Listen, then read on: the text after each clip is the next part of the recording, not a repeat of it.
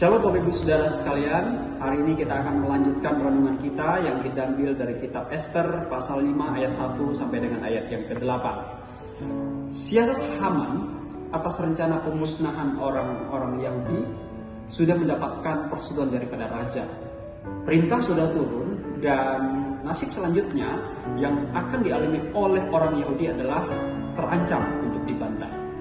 Mordekai dan orang-orang Yahudi sangat berkabung. Oleh sebab itu Mordekai meminta kepada Ester untuk datang menghadap raja dan meminta belas kasihan daripada raja. Tapi masalahnya adalah tidak boleh sembarangan orang menghadap raja. Hukumannya adalah kematian. Ester tahu konsekuensi ini. Bila dia tidak diperkenankan oleh raja, maka matilah Ester.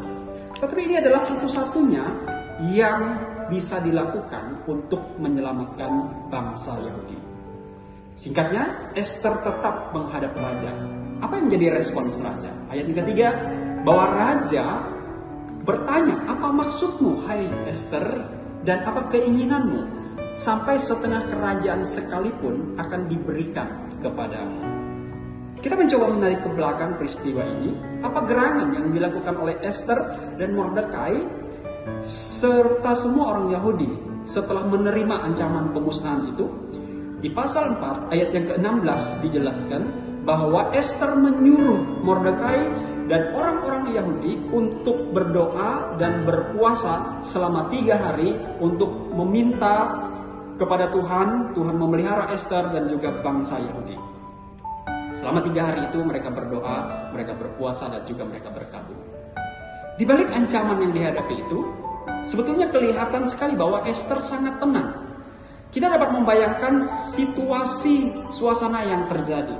Rakyat Israel pasti panik, mereka heboh, mereka takut, mereka kacau. Tanpa ketenangan terlebih dahulu tidak mungkin Ester mampu mengontrol keadaan dan rakyat Israel itu. Sebelum menghadap raja, Ester pun sempat menggunakan pakaian kebesaran dia sebagai seorang ratu. Ini sekali lagi menunjukkan ketenangan Ester. Misalnya kalau panik, pasti kita takut, pasti kita akan langsung lari. Tetapi tidak demikian yang dilakukan Ester. Ester tidak panik, dia sangat tenang.